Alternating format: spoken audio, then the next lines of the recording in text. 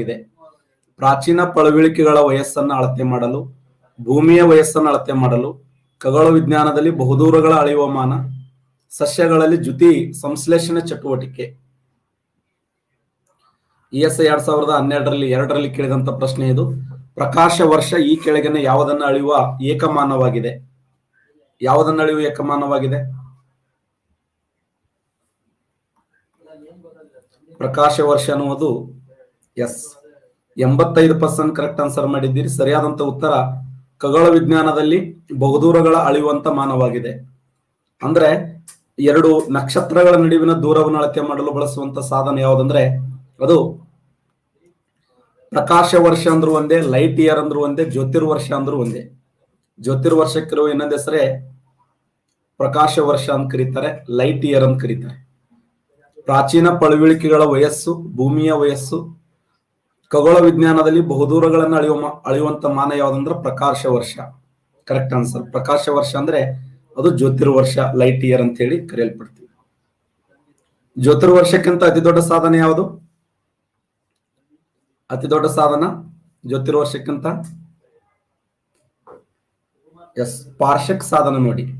ಪಾರ್ಷಕ್, ಒಂದು ಪಾರ್ಷಕ್ ಎಂದರೆ 3.26 ಜ್ಯೋತಿರ್ವರ್ಷ. ಒಂದು ಪಾರ್ಷಕ್ ಎಂದರೆ 3.26 ಲೈಟ್ ಇಯರ್ ಅಂತೇಳಿ ಕರಿತೀವಿ ಜ್ಯೋತಿರ್ವರ್ಷ. ನೆಕ್ಸ್ಟ್, ಸೂರ್ಯನಲ್ಲಿ 90% ಇರುವಂತ ದ್ರವ್ಯರಾಶಿ ಯಾವುದು? 90% ಇರುವಂತ ದ್ರವ್ಯರಾಶಿ ಜಲಜನಕವಾಗಿದೆ, ಆಮ್ಲಜನಕವಾಗಿದೆ, ಸಿಲಿಕಾನ್ ಆಗಿದೆ, ಅಲ್ಯೂಮಿನಿಯಂ ಆಗಿದೆ. ಸೂರ್ಯನಲ್ಲಿ 90% ಇರುವಂತ ದ್ರವ್ಯರಾಶಿ ಸರಿಯಾದಂತ ಉತ್ತರ ಜಲಜನಕವಾಗಿದೆ ನೋಡಿ. ಸೂರ್ಯನಲ್ಲಿ 90% ಇರುವಂತ ದ್ರವ್ಯರಾಶಿ ಯಾವಂದ್ರ ಜಲಜನಕ ಸರಿಯಾಗಿರುವಂತ ಉತ್ತರ ಜಲಜನಕ. ಇದನ್ನೇ ಹೈಡ್ರೋಜನ್ ಅಂತ ಕರಿತೀವಿ. ಹೈಡ್ರೋಜನ್ ಸೂರ್ಯನ ಗರ್ಭ ಭಾಗದಲ್ಲಿ ಕಂಡುಬರುವಂತ ಜಲಜನಕ. ಸೂರ್ಯನ ಗರ್ಭ ಭಾಗದಲ್ಲಿ ಜಲಜನಕದ ಪ್ರಮಾಣ ಎಷ್ಟಿದೆ? ಸೂರ್ಯನ ಗರ್ಭ ಭಾಗದಲ್ಲಿ ಜಲಜನಕದ ಪ್ರಮಾಣ ಎಷ್ಟಿದೆ? ಎಸ್ 71% ಇದೆ ನೋಡಿ. ಸೂರ್ಯನ ಗರ್ಭ ಭಾಗದಲ್ಲಿ ಜಲಜನಕದ ಪ್ರಮಾಣ ಎಷ್ಟಿದೆ ಅಂದ್ರೆ 71%.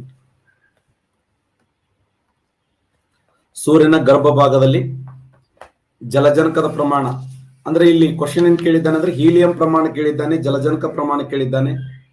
ಸೂರ್ಯನ ಗರ್ಭ ಭಾಗದಲ್ಲಿ ಅತಿ ಹೆಚ್ಚು ಕಂಡು ಬರತಕ್ಕಂಥದ್ದು ಯಾವಂದ್ರೆ ಜಲಜನಕ. ಜಲಜನಕ ಬಿಟ್ರೆ ನೆಕ್ಸ್ಟ್ ಯಾವಂದ್ರ ಹೀಲಿಯಂ 71%, 27% ಆರ್ 29%. 71% ಏನಿದೆ ಜಲಜನಕ ಕಂಡು ಬರ್ತದೆ, 27% ಹೀಲಿಯಂ ಕಂಡು ಬರ್ತದೆ. ಹೀಲಿಯಂ ಸೂರ್ಯನ ಗರ್ಭ ಭಾಗದಲ್ಲಿ, ಸೂರ್ಯನ ಒಳಭಾಗದಲ್ಲಿ 71% ಜಲಜನಕ ಇದ್ರೆ 27% ಹೀಲಿಯಂ ಕಂಡು ಬರುತ್ತದೆ. ಆಕಾಶಕಾಯಗಳ ವೀಕ್ಷಿಸಲು ಬಳಸುವಂತಹ ಒಂದು ಮಾನ ಯಾವಂದ್ರೆ ಟೆಲಿಸ್ಕೋಪ್ ಅಂತ ಕರಿತೀವಿ. ಈಗಾಗಲೇ ನಾವು ಅಧ್ಯಯನ ಮಾಡಿದ್ದೇವೆ ಟೆಲಿಸ್ಕೋಪ್.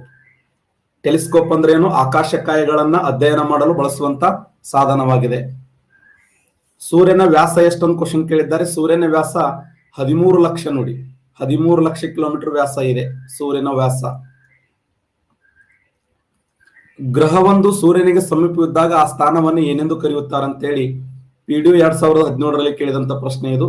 ಪಂಚಾಯತಿ ಡೆವಲಪ್ಮೆಂಟ್ ಆಫೀಸರ್ 2017. ಗ್ರಹವೊಂದು ಸೂರ್ಯನಿಗೆ ಸಮೀಪವಿದ್ದಾಗ ಆ ಸ್ಥಾನವನ್ನ ಉಚ್ಚ ಸ್ಥಾನ ಅಂತ ಕರೀತಾರೆ. ಸಮೀಪವಿದ್ದಾಗ ಆ ಸ್ಥಾನವನ್ನ ಉಚ್ಚ ಸ್ಥಾನ ಅಂತ ಕರೀತಾರೆ, ಅಪೋಜಿ ಅಂತ ಕರೀತಾರೆ, ಪೆರೇಜಿ ಅಂತ ಕರೀತಾರೆ, ನೀಚ ಸ್ಥಾನ ಅಂತ ಕರೀತಾರೆ.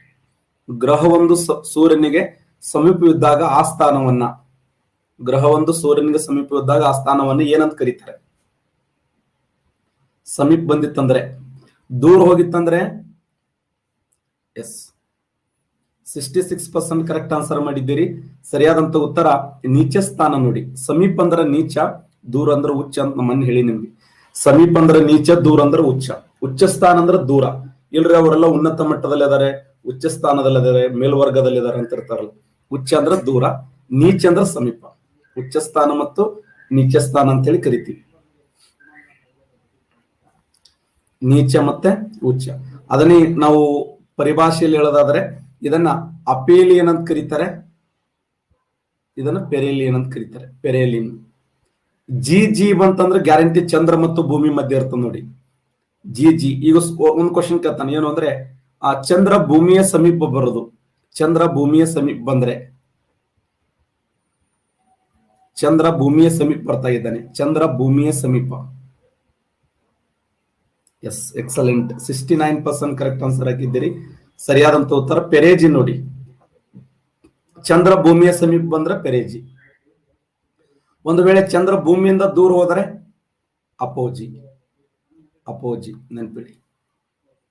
ಚಂದ್ರ ಮತ್ತು ಭೂಮಿಗೆ ಸಂಬಂಧಪಟ್ಟಂತೆ ಜಿ ಅನ್ನುವಂತ ಶಬ್ದಗಳು ಬರ್ತಾವ. ಲಾಸ್ಟ್ ಜಿ ಶಬ್ದಗಳು ಬಂದು ಅಂದ್ರೆ ಗ್ಯಾರಂಟಿ ಚಂದ್ರ ಮತ್ತು ಭೂಮಿಯ ಮಧ್ಯೆ ರಿಲೇಷನ್ ಅಂತ ತಿಳ್ಕೊಬೇಕು ನೀವು.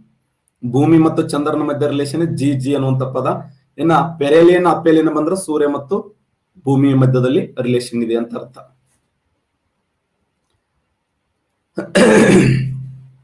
ರೂಪಾಂತರ ಶಿಲೆಗೆ ಅತ್ಯುತ್ತಮವಾಗಿರುವಂತಹ ಉದಾಹರಣೆ ಯಾವುದು? FDA 2019ರಲ್ಲಿ ಕೇಳಿದಂತ ಪ್ರಶ್ನೆ. ಸಿಸ್ಟ್ ಆಗಿದೆ, ಬಸಾಲ್ಟ್ ಆಗಿದೆ, ಜಿಣಕ್ ಆಗಿದೆ, ಅಬ್ರಕವಾಗಿದೆ. ರೂಪಾಂತರ ಶಿಲೆಗೆ ಅತ್ಯುತ್ತಮವಾಗಿರುವಂತಹ ಉದಾಹರಣೆ ಯಾವುದು? ರೂಪಾಂತರ ಶಿಲೆಗೆ ಅತ್ಯುತ್ತಮವಾಗಿರುವಂತಹ ಉದಾಹರಣೆ ಸರಿಯಾದಂತ ಉತ್ತರ ಸಿಸ್ಟ್, ರೈಟ್ ಆನ್ಸರ್ ನೋಡಿ. ಸಿಸ್ಟ್. ಬಸಾಲ್ಟ್ ಅನ್ನೋದು ಅಗ್ನಿಶಿಲೆ, ಅದು 46% ಬಸಾಲ್ಟ್ ಅಂತ ಹಾಕಿದ್ದೀರಿ. ಮುಂದೆ ಹೇಳ್ತೀನಿ ನಾ ಶಿಲೆಗಳ ಬಗ್ಗೆ ಹೇಳುವಂತ ಸಮಯದಲ್ಲಿ ಅಗ್ನಿಶಿಲೆ ಯಾವುದು, ಪದರು ಶಿಲೆ ಯಾವುದು, ರೂಪಾಂತರ ಶಿಲೆ ಯಾವುದು. ಬಸಾಲ್ಟ್ ಅನ್ನೋದು ಅಗ್ನಿಶಿಲೆ. ಅದು ಎಂತ ಅಗ್ನಿಶಿಲೆ ಅಂದ್ರೆ ಬಹಿರ್ಸರಣ ಶಿಲೆ ಅಂತ ಕರಿತೀವಿ. ಬಹಿರ್ಸರಣ ಶಿಲೆ ಅಂದ್ರೆ ಬಸಾಲ್ಟ, ಇನ್ನು ಅಂತಃಸರಣ ಶಿಲೆ ಅಂದ್ರೆ ಗ್ರಾನೈಟ್. ಗ್ರಾನೈಟ್, ಬಸಾಲ್ಟ್ ಎಂತ ಶಿಲೆಗಳಿಗೆ ಉದಾಹರಣೆ ಅಂತಂದ್ರೆ ಅವು ಅಗ್ನಿಶಿಲೆಗೆ ಉದಾಹರಣೆ. ಬಟ್ ಸರಿಯಾದಂತ ಉತ್ತರ ಸಿಸ್ಟ್, ರೈಟ್ ಆನ್ಸರ್ ನೋಡಿ. ರೂಪಾಂತರ ಶಿಲೆಗೆ ಅತ್ಯುತ್ತಮವಾದ ಉದಾಹರಣೆ ಯಾವ್ದಂದ್ರೆ ಸಿಸ್ಟ್. ಕೆಳಗಿನ ಯಾವ ವಸ್ತು ಭೂಮಿಯ ಹೊರಪದರಿನಲ್ಲಿ ಅತಿ ಹೆಚ್ಚು ಭಾರಕ್ಕೆ ಕಾರಣವಾಗಿದೆ? ಇದು ಕೂಡ FD 2019ರಲ್ಲಿ ಕೇಳಿದ ಪ್ರಶ್ನೆ. ಕೆಳಗಿನ ಯಾವ ವಸ್ತು ಭೂಮಿಯ ಹೊರಪದರದ ಅತಿ ಹೆಚ್ಚಿನ ಭಾರಕ್ಕೆ ಕಾರಣವಾಗಿದೆ? ಹೊರಗಿನ ಭಾಗ ಅತ್ಯಂತ ಹೆಚ್ಚು ಭಾರವಾಗಿದೆ ಅಂದ್ರೆ ಕಾರಣ ಆಮ್ಲಜನಕ ನೋಡಿ.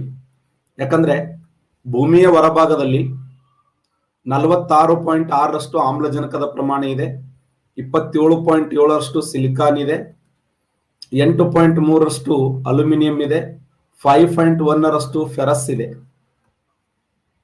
ಇದೇನಿದು ಶಿಲಾಗೋಳವನ್ನು ಪರಿಗಣಿಸಿದಾಗ ಶಿಲಾಗೋಳದಲ್ಲಿ 46.6ರಷ್ಟು ಆಮ್ಲಜನಕದ ಪ್ರಮಾಣವನ್ನು ನೋಡ್ತೀವಿ.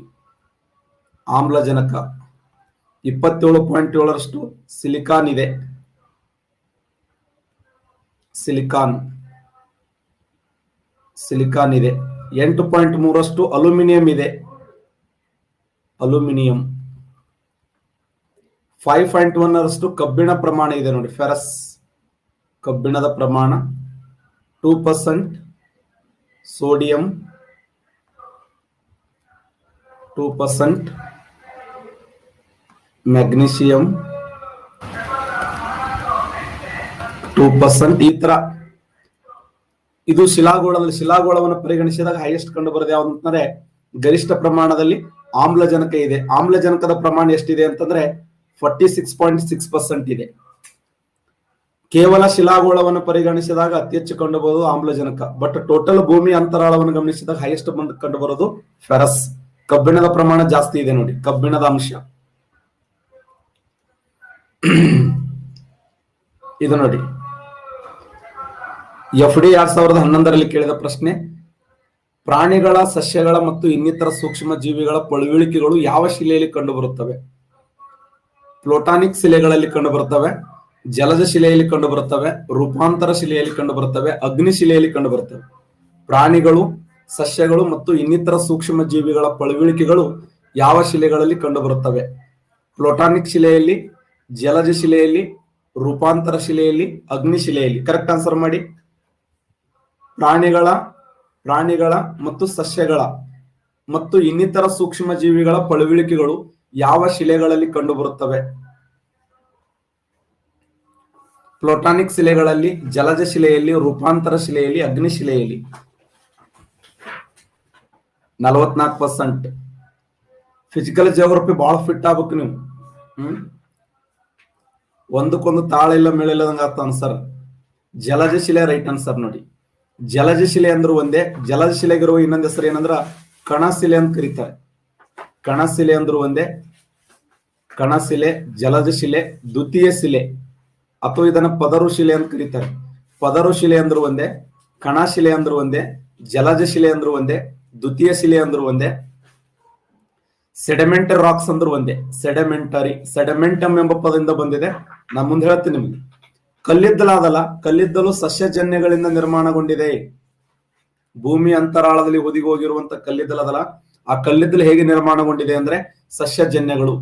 ಭೂಮಿ ಅಂತರಾಳದಲ್ಲಿ ಹುದುಗಿ ಹೋಗಿರುವಂತ ಗಿಡ ಮರಗಳು ಏನಾಗಿ ಪರಿವರ್ತನೆ ಆಗ್ತವೆ ಅಂದ್ರೆ ಕಲ್ಲಿದ್ದಲಾಗಿ ಪರಿವರ್ತನೆ ಆಗ್ತವೆ. ಹಾಗಾದ್ರೆ ಕಲ್ಲಿದ್ದಲು ಇದು ಎಂತ ಶಿಲೆ ಅಂದ್ರೆ ಜಲಜ ಶಿಲೆ ಅಂತ ಕರಿತೀವಿ. ಜಲಜ ಶಿಲೆ ಕಲ್ಲಿದ್ದಲು. ಕಲ್ಲಿದ್ದಲಾಗಿರಬಹುದು, ಸುಣ್ಣದ ಕಲ್ಲಾಗಿರಬಹುದು, ಮರಳುಗಲ್ಲಾಗಿರಬಹುದು. ಅವೆಲ್ಲ ಎಂತ ಶಿಲೆಗಳಂದ್ರೆ ದ್ವಿತೀಯ ಶಿಲೆ ಅಥವಾ ಜಲಜ ಶಿಲೆಗೆ ಉದಾಹರಣೆಯಾಗಿವೆ. FDA 2018ರಲ್ಲಿ ಕೇಳಿದಂತ ಪ್ರಶ್ನೆ ಇದು. ಅನ್ವೇಷಣೆ ಮತ್ತು ಅನ್ವೇಷಕರು: ಅಮೆರಿಕ ಕೊಲಂಬಸ್, ಉತ್ತರ ಧ್ರುವ ರಾಬರ್ಟ್ ಪಿಯರಿ, ದಕ್ಷಿಣ ಧ್ರುವ ಅಮುಂಡ್ಸನ್, ಗ್ರಹೀಯ ಚಲನೆ ಕೆಪ್ಲರ್. ಎ ಮಾತ್ರ ಸರಿಯಾಗಿದೆ, ಬಿ ಮಾತ್ರ ಸರಿಯಾಗಿದೆ, ಎ, ಸಿ, ಡಿ ಮಾತ್ರ ಸರಿಯಾಗಿದೆ, ಮೇಲಿನ ಎಲ್ಲವೂ ಸರಿಯಾಗಿದೆ.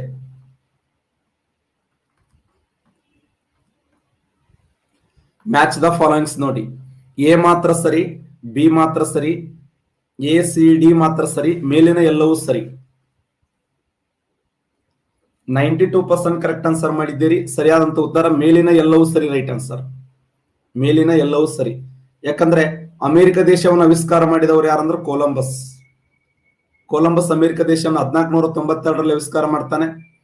ಉತ್ತರ ಧ್ರುವವನ್ನ ರಾಬರ್ಟ್ ಪೇರಿ 1924ರಲ್ಲಿ ಆವಿಷ್ಕಾರ ಮಾಡ್ತಾನೆ. ದಕ್ಷಿಣ ಧ್ರುವವನ್ನ ಅಮುಂಡ್ಸನ್ 1911ರಲ್ಲಿ ಆವಿಷ್ಕಾರ ಮಾಡ್ತಾನೆ. ಗ್ರಹಗಳಿಗೆ ಚಲನೆ ಇದೆ ಅಂತ ಹೇಳಿದವ ಜಾನ್ ಕೆಪ್ಲರ್. ಅದಕ್ಕೆ ಗ್ರಹೀಯ ಚಲನೆಯನ್ನು ಆವಿಷ್ಕಾರ ಮಾಡಿದವರು ಯಾರಂದ್ರೆ ಜಾನ್ ಕೆಪ್ಲರ್. ಜಾನ್ ಕೆಪ್ಲರ್ ಯಾರು ಅಂತಂದ್ರೆ ಕೋಪರ್ನಿಕಸನ ಶಿಷ್ಯ ಅಂತ. ಕೋಪರ್ನಿಕಸನ ಶಿಷ್ಯನಾಗಿರುವಂತ ಜಾನ್ ಕೆಪ್ಲರ್ ಏನ್ ಮಾಡಿದ ಅಂದ್ರ ಗ್ರಹೀಯ ಚಲನೆಯನ್ನ ಆವಿಷ್ಕಾರ ಮಾಡ್ತಾನೆ. ದಕ್ಷಿಣ ಧ್ರುವವನ್ನು ಆವಿಷ್ಕಾರ ಮಾಡಿದವರು ಅಮುಂಡ್ಸನ್, ಉತ್ತರ ಧ್ರುವವನ್ನು ಆವಿಷ್ಕಾರ ಮಾಡಿದವರು ರಾಬರ್ಟ್ ಪೇರಿ, ಅಮೆರಿಕ ದೇಶವನ್ನು ಆವಿಷ್ಕಾರ ಮಾಡಿದವರು ಕೊಲಂಬಸ್. ಈ ತರ ಪ್ರಪಂಚದ ಭೂಮಿಯ ಮೇಲೆ ಇರತಕ್ಕಂತ ಕೆಲವೊಂದು ಧ್ರುವ ಪ್ರದೇಶಗಳನ್ನ, ಕೆಲವೊಂದು ಕೊಲ್ಲಿಗಳನ್ನ, ಕಾರಿಗಳನ್ನ, ಕೆಲವೊಂದು ಪರ್ವತಗಳನ್ನ ಆವಿಷ್ಕಾರ ಮಾಡಿದ ವ್ಯಕ್ತಿಗಳನ್ನ ಸೂಚಕವಾಗಿ ಕೇಳ್ತಾನೆ. ಅದು ಕೂಡ ನಾವು ಆನ್ಸರ್ ಮಾಡಲೇಬೇಕು. FDA 2019ರಲ್ಲಿ ಕೇಳಿದಂತ ಪ್ರಶ್ನೆ ಗ್ರಹಣಗಳ ಮೇಲೆ ಕ್ವಶನ್ ಕೇಳಿದ್ದ ನೋಡಿ. ಚಂದ್ರಗ್ರಹಣ ಯಾವಾಗ ಉಂಟಾಗುತ್ತದೆ ಅಂತ ಕ್ವಶನ್ ಕೇಳ. ಚಂದ್ರಗ್ರಹಣ, ಚಂದ್ರಗ್ರಹಣ ಯಾವ ದಿನ? ಹುಣ್ಣಿಮೆ ದಿನದಂದು ಉಂಟಾಗ್ತದೆ. ಹುಣ್ಣಿಮೆ ದಿನ. ಮೊನ್ನೆ ಮೇ 26ನೇ ತಾರೀಕ ಸೂಪರ್ ಮೂನ್ ಅಂತ ಉಂಟಾಗಿತ್ತು. ಸೂಪರ್ ಮೂನ್ ಅಂದ್ರೆ ಏನು? ಮೊನ್ನೆ ಮೇ 26ನೇ ತಾರೀಕು ನಮ್ಮ ಚಂದ್ರನಲ್ಲಿ ಸೂಪರ್ ಮೂನ್ ಅಂತ ಕರಿತೀವಿ. Super Moon. ಸೂಪರ್ ಮೂನ್ ಅಂದ್ರೆ ಏನು? ಸೂಪರ್ ಮೂನ್ ಅಂದ್ರೆ ಏನು? ಚಂದ್ರ ಭೂಮಿಯಿಂದ ದೂರ ಆಗುವುದು, ಭೂಮಿಗೆ ಚಂದ್ರ ಅತಿ ಸಮೀಪ ಬರುವುದು,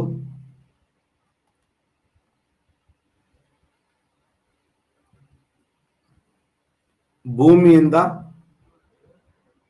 ಚಂದ್ರ 90 ಡಿಗ್ರಿಯಲ್ಲಿ ಕಾಣುವುದು, ಭೂಮಿಯು ಸೂರ್ಯ ಮತ್ತು ಚಂದ್ರನ ಮಧ್ಯೆ ಬರುವುದು. ಎಸ್, ಮೇ 26ನೇ ತಾರೀಕು ಮೊನ್ನೆ ನಮ್ಮ ಖಗೋಳ ಮತ್ತು ಖಗೋಳದಲ್ಲಿ ಅಥವಾ ಸೌರಮಂಡಲದಲ್ಲಿ ಒಂದು ಹೊಸ ಪ್ರಕ್ರಿಯೆ ಜರುಗಿತ್ತು. ಅದಕ್ಕೆ ಸೂಪರ್ ಮೂನ್ ಅಂತ ಕರೀತಾರೆ. ಏನ್ ಹಿಂಗಂದ್ರೆ ಸೂಪರ್ ಮೂನ್ ಅಂದ್ರೆ ಏನು? ಚಂದ್ರ ಭೂಮಿಯಿಂದ ದೂರವಾಗುವುದು, ಭೂಮಿಗೆ ಚಂದ್ರ ಅತಿ ಸಮೀಪ ಬರುವುದು, ಭೂಮಿಯಿಂದ ಚಂದ್ರ 90 ಡಿಗ್ರಿಯಲ್ಲಿ ಕಾಣುವುದು, ಭೂಮಿಯು ಸೂರ್ಯ ಮತ್ತು ಚಂದ್ರನ ಮಧ್ಯೆ ಬರುವುದು. ಕರೆಕ್ಟ್ ಆನ್ಸರ್ ಮಾಡಿ ನೋಡೋಣ. 57% ಕರೆಕ್ಟ್ ಆನ್ಸರ್ ಮಾಡಿದ್ದೀರಿ. ಎಕ್ಸಲೆಂಟ್. ಸರಿಯಾಗಿರುವಂತ ಉತ್ತರ ಭೂಮಿಗೆ ಚಂದ್ರ ಅತಿ ಸಮೀಪ ಬರುವಂತ ಪ್ರಕ್ರಿಯೆ ನೋಡಿ. ಭೂಮಿಗೆ ಚಂದ್ರ ಅತಿ ಸಮೀಪ ಬರುವಂತ ಪ್ರಕ್ರಿಯೆಗೆ ಏನಂತ ಕರೀತಾರೆ ಅಂದ್ರೆ ಅದನ್ನ ಸೂಪರ್ ಮೂನ್ ಅಂತ ಕರೀತಾರೆ. Super Moon. Super Moon. ಭೂಮಿಗೆ ಚಂದ್ರ ಅತಿ ಸಮೀಪ ಬಂದಾಗ ಅಲ್ಲಿ ಏನಾಗ್ತದ ಅಂತಂದ್ರೆ ಭೂಮಿಯ ನೆರಳು ಚಂದ್ರನ ಮೇಲೆ ಆವೃತವಾಗ್ತದೆ. ಚಂದ್ರ ಆವೃತವಾಗಿ ಸಂಪೂರ್ಣವಾಗಿ ಕೆಂಪು ಬಣ್ಣಕ್ಕೆ ವಾಲೆ ಆಗ್ತಾನೆ. ಅದಕ್ಕೆ ಏನ್ ಕರೀತಾರೆ? ರೆಡ್ ಮೂನ್ ಅಂತ ಕರೀತಾರೆ. Red Moon. Red Moon. Red Moon ನೋಡಿ. ಭೂಮಿಗೆ ಚಂದ್ರ ಅತಿ ಸಮೀಪದಲ್ಲಿ ಬರುವಂತ ಪ್ರಕ್ರಿಯೆಗೆ ಏನಂತ ಕರೀತಾರೆ ಅಂದ್ರೆ ಸೂಪರ್ ಮೂನ್. ಸೂಪರ್ ಮೂನ್ ಅಂತ ಕರೀತಾರೆ. ಇತ್ತೀಚೆಗೆ ಮೇ 26ನೇ ತಾರೀಕ ಖಗೋಳದಲ್ಲಿ ಒಂದು ವಿಶೇಷವಾಗಿರುವಂತ ವಿದ್ಯಮಾನ ಸಂಭವಿಸಿತು. ಅದಕ್ಕೆ ಸೂಪರ್ ಮೂನ್ ಅಂತೇಳಿ ಕರಿತೀವಿ. ಇಲ್ಲಿ ಆನ್ಸರ್ ಮಾಡಿ ನೋಡೋಣ. ಚಂದ್ರಗ್ರಹಣ ಯಾವಾಗ ಉಂಟಾಗುತ್ತದೆ? ಭೂಮಿಯ ಸೂರ್ಯ ಮತ್ತು ಚಂದ್ರ ನಡುವೆ ಬರುವುದು.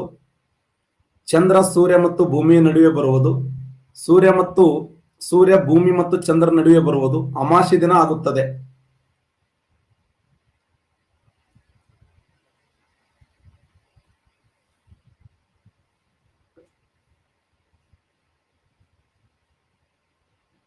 ಶಬಾಷ್, ಕರೆಕ್ಟ್ ಆನ್ಸರ್ ಮಾಡಿದ್ದೀರಿ. 59%. ಆದ್ರೆ ಇನ್ನೂ ಕೆಲವರು ಆನ್ಸರ್ ಕರೆಕ್ಟ್ ಮಾಡ್ತಿದ್ರಿ, ಬಟ್ ವೇಗದಲ್ಲಿ ಆನ್ಸರ್ ಹಾಕ್ಲಕ್ ಹೋಗಿ ಇಲ್ಲಿ ವೇಗದಲ್ಲಿ ಆನ್ಸರ್ ಹಾಕೋದು ಇಂಪಾರ್ಟೆಂಟ್ ಅಲ್ಲ, ಕರೆಕ್ಟ್ ಆನ್ಸರ್ ಹಾಕೋದು ಇಂಪಾರ್ಟೆಂಟ್. ಸರಿಯಾದಂತ ಉತ್ತರ ಎ ರೈಟ್ ಆನ್ಸರ್ ನೋಡಿ. ಭೂಮಿಯ ಸೂರ್ಯ ಮತ್ತು ಚಂದ್ರ ನಡುವೆ ಬರುವುದನ್ನ ನಾವೇನಂತ ಕರಿತೀವಿ ಅಂದ್ರೆ ಚಂದ್ರಗ್ರಹಣ ಅಂತ ಕರಿತೀವಿ. ಚಂದ್ರಗ್ರಹಣ. ಚಂದ್ರಗ್ರಹಣ ಅಂತಂದ್ರೆ ಏನು? ಭೂಮಿಯು ಸೂರ್ಯ ಮತ್ತು ಚಂದ್ರ ನಡುವೆ ಬರುವಂತ ಪ್ರಕ್ರಿಯೆ. ಗ್ರಹಣ ಅಂದ್ರೆ ಏನು? ಸಿಂಪಲ್ ಅರ್ಥ ಮಾಡ್ಕೊಂಡ್ಬಿಡಿ. ಗ್ರಹಣ ಅಂದ್ರೆ ಬಹಳ ಏನು ತಲೆ ಕಟ್ಸ್ಕೊಳ್ಳೋದು ಬೇಡ. ಗ್ರಹಣ ಅಂದ್ರೆ ಏನು? ತೊಂದರೆ ಅಷ್ಟೇ. ತೊಂದರೆ.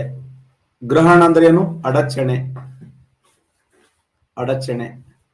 ಗ್ರಹಣ ಅಂದ್ರೆ ಏನು? ನೆರಳು. ಯಾವ 3 ಬೇಕಾದ ಪದಗಳನ್ನು ನೆನ್ಪಿಡಿ. ಗ್ರಹಣ ಎಂದರೆ ತೊಂದರೆ ಅಥವಾ ಅಡಚಣೆ ಅಥವಾ ನೆರಳು. ಗ್ರಹಣ ಅಂತಂದ್ರೆ ತೊಂದರೆ, ಅಡಚಣೆ, ನೆರಳು. ಗ್ರಹಣ ಯಾವಾಗ ಸಂಭವಿಸ್ತದ ಅಂತಂದ್ರ 3 ಆಕಾಶಕಾಯಗಳು. 3 ಆಕಾಶಕಾಯಗಳು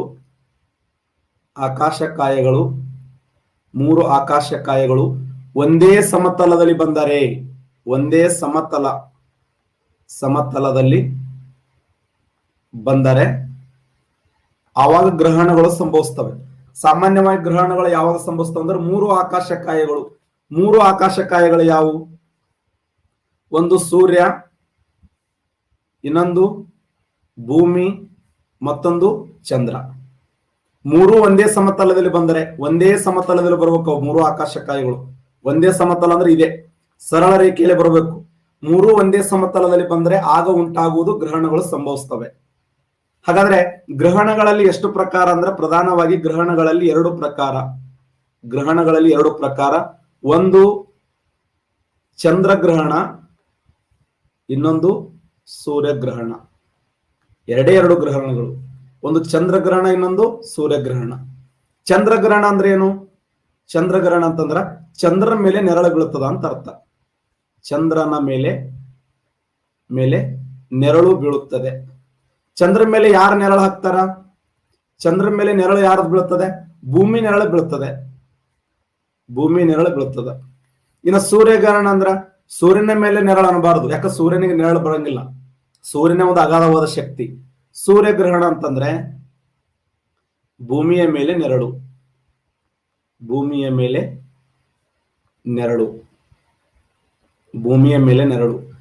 ಮೇಲೆ ನೆರಳು ಯಾರು ಹಾಕ್ತಾರೆ? ಚಂದ್ರ ಹಾಕ್ತಾನ. ಸಿಂಪಲ್ ನೋಡಿ. ಗ್ರಹಣ ಅಂತಂದ್ರೆ ಏನು? ಗ್ರಹಣ ಎಂದರೆ ತೊಂದರೆ, ಗ್ರಹಣ ಎಂದರೆ ಅಡಚಣೆ, ಗ್ರಹಣ ಎಂದರೆ ನೆರಳು. ಈಗ ಅಂತಿರ್ತಾರಲ್ಲ, ಯಾಕ್ರಿ ಹಿಂಗೆ ಕುಂದಿರ್ತ ನೀವು ಕಟ್ಟಿ ಮ್ಯಾಗ, ಯಾವ್ದೋ ಗ್ರಹಣ ಸಂಭವಿಸದ, ಗ್ರಹಣ ಇಡದ ಅಂತಾರಲ್ಲ. ಏನೋ ತೊಡಕಾಗ್ಯದ್ರಿ, ಒಂದ್ ಚೀಟಿ ಗಟ್ಟಿ ಕಟ್ಟಿಸ್ರಂತ ಗೊತ್ತಾ? ಚೀಟಿ ಕಟ್ಟಿಸಿ ಆಮೇಲೆ ಮನ್ಯಾಗಲ್ಲ ಕೊಳವಿ ಊದ್ದಂಗ್ ಮಾಡಿ, ಒಂದ್ ತೆಂಗಿನಕಾಯಿ ಹೊಡೆದಂಗ್ ಮಾಡಿ, 2-3 ನಿಂಬಿಕಾಯಿ ಹೊಡೆದಂಗ್ ಮಾಡಿ, ನಿಂಬಿಕಾಯಿ ಹಿಂಡಿದಂಗ್ ಮಾಡಿ, ಕಣ್ಣು ಕೆಂಪುಗಾಗಿ ಒಂದ್ ನಮೂನಿ ಮಾಡ್ತಿರ್ತಾನ. ಅದು ಗ್ರಹಣ ಅಂದ್ರೆ ಏನು? ತೊಂದರೆ, ಅಡಚಣೆ. ಏನು ಗ್ರಹಣ? ಗ್ರಹಣಗಳಲ್ಲಿ 2 ಗ್ರಹಣಗಳು ಯಾವಾಗ ಸಂಭವಿಸ್ತವೆ ಅಂತ ಹೇಳಿದೆ ನಿಮಗೆ. 3 ಆಕಾಶಕಾಯಗಳು ಒಂದೇ ಸಮತಲದಲ್ಲಿ ಬಂದರೆ, 3 ಆಕಾಶಕಾಯಗಳು ಒಂದೇ ಸಮತಲದಲ್ಲಿ ಬಂದ್ರೆ ಆಗ ಗ್ರಹಣಗಳು ಸಂಭವಿಸ್ತವೆ. ಗ್ರಹಣಗಳಲ್ಲಿ ಪ್ರಧಾನವಾಗಿ ಎರಡು ಪ್ರಕಾರ, ಒಂದು ಚಂದ್ರಗ್ರಹಣ, ಇನ್ನೊಂದು ಸೂರ್ಯಗ್ರಹಣ ಅಂತ ಕರಿತೀವಿ. ಚಂದ್ರಗ್ರಹಣ ಎಂದರೆ ಚಂದ್ರನ ಮೇಲೆ ನೆರಳು. ಚಂದ್ರನ ಮೇಲೆ ಯಾವಾಗ ನೆರಳು ಬೀಳುತ್ತದ ಅಂತಂದ್ರ, ಈ ಉದಾಹರಣೆಯಲ್ಲಿ ನೋಡಿ, ಇವ ಸೂರ್ಯ,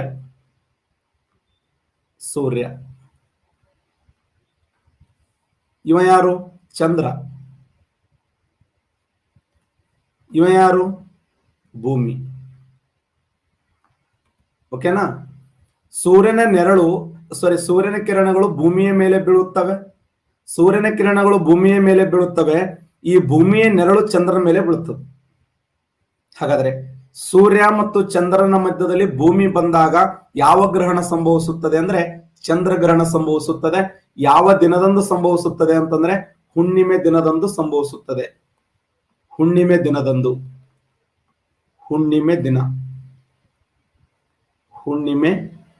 ಯಾಕಂದ್ರೆ ಸಾಯಂಕಾಲ 6 ಗಂಟೆಯಿಂದ ಮಾರ್ನಿಂಗ್ 6 ಗಂಟೆವರೆಗೆ ಚಂದ್ರ ಏನಂತಾನಂದ್ರೆ, ಇವತ್ತು ಬೆಳಗ್ಬೇಕಪ್ಪ, ನಾ ಚೆನ್ನಾಗಿರ್ಬೇಕು, ಸಾಯಂಕಾಲ 6 ಗಂಟೆಯಿಂದ ಮಾರ್ನಿಂಗ್ 6 ಗಂಟೆವರೆಗೆ ಸಂಭ್ರಮದಿಂದ ಬೆಳಗ್ಬೇಕಂತ ಚಂದ್ರ ಬಹಳ ಚೆನ್ನಾಗಿ ಮೇಕಪ್ ಗಿಕಪ್ ಮಾಡ್ಕೊಂಡು ಎಲ್ಲ ರೆಡಿ ಆಗಿ ಕುಂತಿರ್ತಾನೆ. ಚಂದ್ರ ಇವತ್ತು ಸಾಯಂಕಾಲದಿಂದ ಮಾರ್ನಿಂಗ್ 6 ಗಂಟೆವರೆಗೆ ಬೆಳಗಬೇಕು, ನಂದು ಇವತ್ತು ಒಂದು ಸಂಭ್ರಮವಾಗಿರುವಂತ ದಿನ ಅಂತೇಳಿ ಸಾಯಂಕಾಲ 6 ಗಂಟೆಯಿಂದ ಮಾರ್ನಿಂಗ್ 6 ಗಂಟೆವರೆಗೆ ಬೆಳಗಬೇಕಾಗಿರುವಂತ ಚಂದ್ರನಿಗೆ ಯಾರ ಮಧ್ಯ ಬಂದ್ರಂದ್ರ ಭೂಮಿ ಮಧ್ಯ ಬಂದ ಚಂದ್ರ ಅಂತಾನ. ಸರಿ ಒಲೆ ಅಂತ ನಾವು ಭೂಮಿಗೆ, ಸರಿ ಒಲೆ ನನ್ ಬೆಳಗ್ ಬೀಳಲಾಗ ಸರಿ ಅಂತ ನಾವು ಚಂದ್ರ ಅಂತ, ಭೂಮಿ ಅಂತ ಸುಮ್ಮ ಹೋಮರೆ ಅಂತ ನಾವು.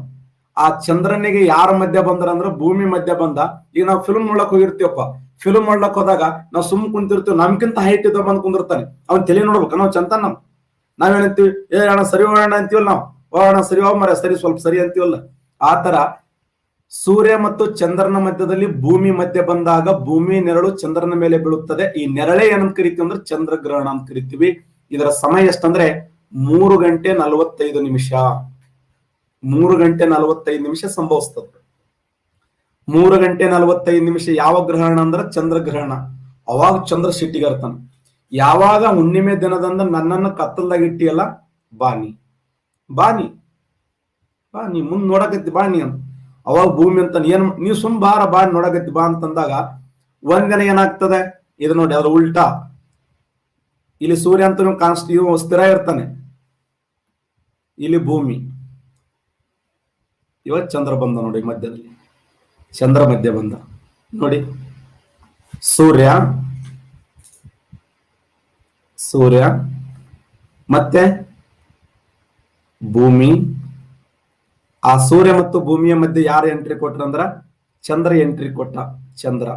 ಸೂರ್ಯ ಮತ್ತು ಭೂಮಿಯ ಮಧ್ಯದಲ್ಲಿ ಚಂದ್ರ ಮಧ್ಯ ಪ್ರವೇಶಿಸಿದಾಗ ಉಂಟಾಗುವ ಗ್ರಹಣ ಯಾವ್ದಂದ್ರೆ ಭೂಮಿ ಗ್ರಹಣ ಅನ್ನಬಾರದು, ಅದು ಬಹಳ ಇಂಪಾರ್ಟೆಂಟ್.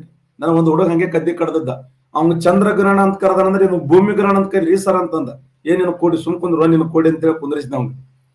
ಸರಿಯಾದಂತ ಉತ್ತರ ಏನ್ ಗ್ರಹಣ ಅಂದ್ರೆ ಸೂರ್ಯ ಗ್ರಹಣ ಅಂತ ಕರಿಬೇಕು ಅಂತ. ಹೌದಲ್ಲ, ಅವಂದು ಕರೆಕ್ಟ್ ಇದೆ. ಅದಕ್ಕೆ ಚಂದ್ರ ಗ್ರಹಣ ಅಂತ ಕರೆದ್ರೆ ಅಂದ್ರ ಇದಕ್ಕೆ ಭೂಮಿ ಗ್ರಹಣ ಅಂತ ಕರೀರಿ ಸರ. ಒಳಗ ಒಂದೊಂದು ಬೆಂಕಿ ಇರ್ತ, ಏನು ಮಾಡಕ್ಕಾಗಲ್ಲ ಅವು.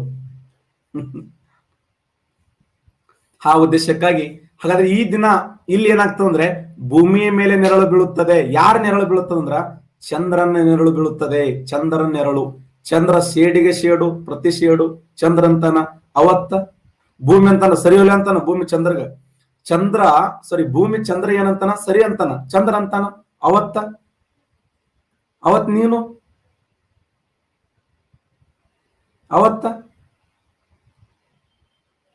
ಅವತ್ತಂದ್ರೆ ಯಾವತ್ತದು? ಅವತ್ತಂದ್ರೆ ಯಾವತ್ತದು? ಈ ಕರೆಕ್ಟ್ ಆನ್ಸರ್ ಮಾಡ್ರಿ. ಅವತ್ತಂದ್ರೆ ಹುಣ್ಣಿಮೆ ದಿನ.